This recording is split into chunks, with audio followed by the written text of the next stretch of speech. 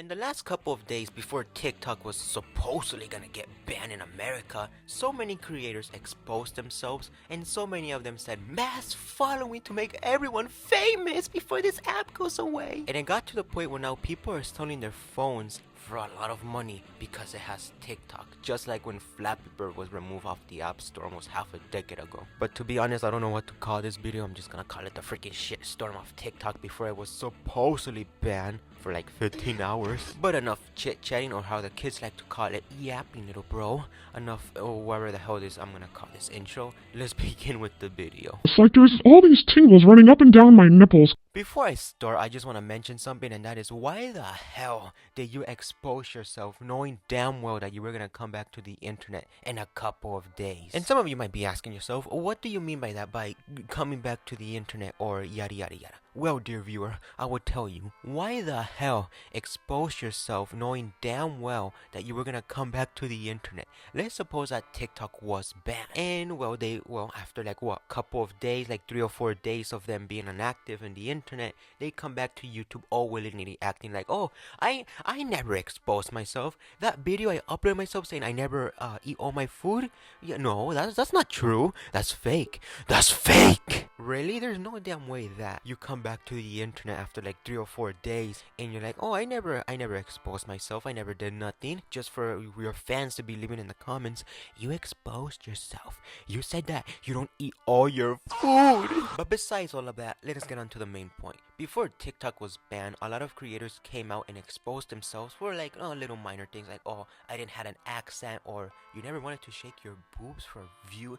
Bullshit! You were doing it since the beginning. I don't know why the hell this model decided to make this video knowing damn well that she's making a lot of money by shaking the cherries. She's making good money, and the gooners are getting gooner material. I'm getting off topic here. But let's start with a creator who was getting a lot of backlash for, get this, making ice. But let's start with the creator who was getting cancelled for making ice. Her name is Kila Mai, and almost 2 years ago, she made like these type of ASMR videos where she made like these frozen ice with fruit, or basically they look nasty. In my opinion, they kind of look nasty. But for some people, it looks amazing. She even had a drawer where she kept these special molds to make different type of ice. And like I said in the beginning, in the last couple of days of TikTok before it supposedly was gonna get banned in America, she joined the trend where she said that the ice she made, frankly, she didn't consume it, and she didn't like ice in her drink. And that got a lot of people upset, like, oh, what the hell did she do with the ice? Did she throw it away? Or did she just kept it in her freezer and just throw it away after a certain amount of time? Who knows? And after that video, TikTok was shut down for 15 hours, and after 15 hours it came back. She made a video saying that the ice she made, she didn't personally consume it, but her family and friends did. And if you think about it, the hate she's getting is kind of her fault. Why? Well, because to join a stupid trend. What the hell do you think? And the funny thing about this is when you go to her old ASMR videos where she makes the ice, there's like a couple of comments that like, I don't know how to feel about this now. At least Kifa is still gonna have a decent career, even if her fans are upset with her. But the other creator who we're gonna talk about probably effed up her career. The second creator who we're gonna talk about goes by the name of Baby Dumpling. I think that's how you pronounce it. I don't really remember her full name. She's basically a mukbanger, and just like any other mukbanger, she records herself in her house or in her car or in a restaurant eating a big portion of food. It was all going well before the big shutdown, and she joined a trend where she exposed herself, and she said in that exposed video she didn't eat all of the food, and that pissed off a lot of people. And after the TikTok ban was lifted, she made a video saying that it was a joke, and yes, she does finish all her food.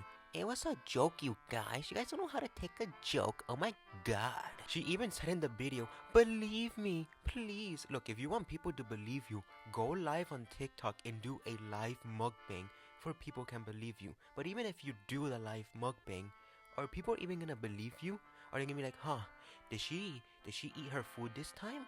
or did she not? Because if she didn't eat her food, I'm gonna unfollow her. I'm only gonna talk about those two creators because if I go on and continue talking about more creators, this video is gonna be longer than usual. So I'm just gonna put a small list here of other creators who got exposed and probably effed up their careers as well. But besides the videos of so many creators exposing themselves because of a stupid trend, after the 15-hour ban was lifted, so many creators decided to make apology videos. These apology videos were ass, let alone the freaking mukbanger apology video was like, oh my god, forgive me, believe me, yada yada yada. All of these other apology videos are basically the same of like, oh guys, it was a joke, it was a part of a trend. Not gonna lie, these apology videos are shit to begin with, and what the hell do you expect? It's an apology video.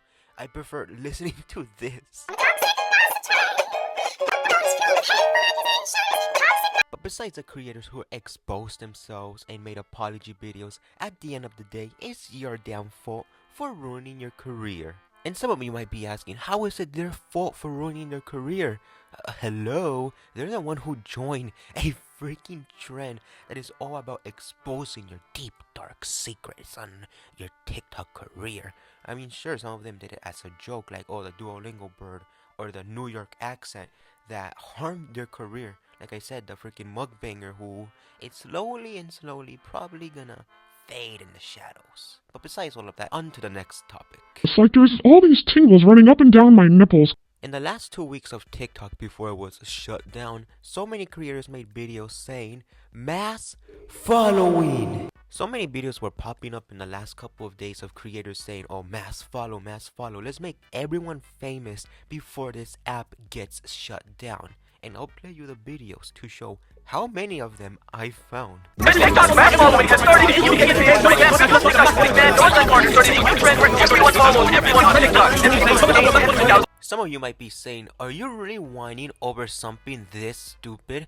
Are you retarded? One, I'm not retarded. And two, I just really find it stupid that they're making this mass following. So like, let's make everyone rich before this app gets shut down, or everyone famous. Yay, teamwork. The point is that if this worked, wouldn't we see more people famous? Like, oh, the guy who makes the FIFA videos, or that guy who makes those type of, what the fuck? And two, the mass following only benefit to the bigger creators. You tell me, were you gonna follow people who make these type of videos or these type of videos? No! The reason is because if you start following these people who make these type of videos, your For You page is gonna end up with these type of videos. Ew, I don't like FIFA videos.